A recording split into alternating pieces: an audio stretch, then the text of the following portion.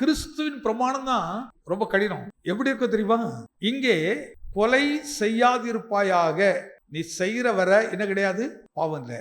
ஆனா கிறிஸ்துவின் பிரமாணம், நீ மனதில் நினைக்கும் போதே யாராக மாறிவிட்டாய்? பிறனுடைய பொருளை இச்சியாதிருப்பாயாக. ஓல்ட் டெஸ்ட்படி நியாயப்பிரமாணப்படி அதை இச்சித்து அதை எடுத்தால்தான் பாவம்.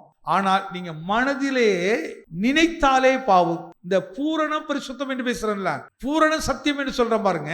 இந்த பூரணங்கிறது எப்படி வருது? கிறிஸ்து மூலமாய் வருகிறது. அப்ப கிறிஸ்து மூலமாய் வரும்போது, அதனாலதான் இந்த உபதேச கடினம் என்று இஸ்ரவேலுக்கு சொன்னார்கள். இதை யார் பின்பற்றுவார்கள்? நிறைய பேர் போயிட்டாங்க, அப்படியே நிறைய பேர் போயாச்சு. இன்னைக்கும் இந்த பிரமாணத்தின் அடிப்படையில் தேவனை ஆராதிக்கிறவர்கள் சிலர் தான். இந்த பிரமாணத்தின்படி கர்த்தருடைய நாமத்தை தொழுது கொள்கிற குறைவானவர்கள் தான்.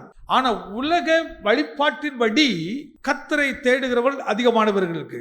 ஆனா இதனுடைய வித்தியாசம் எப்பொழுது தெரியும் என்று சொன்னால், அந்த பொன் புடமிடுவதை போல அந்த சோதனை காலங்களில் தான் தெரியும். பாருங்க, சோதனை காலங்களில் தான் இவைகளெல்லாம் விளங்கும்.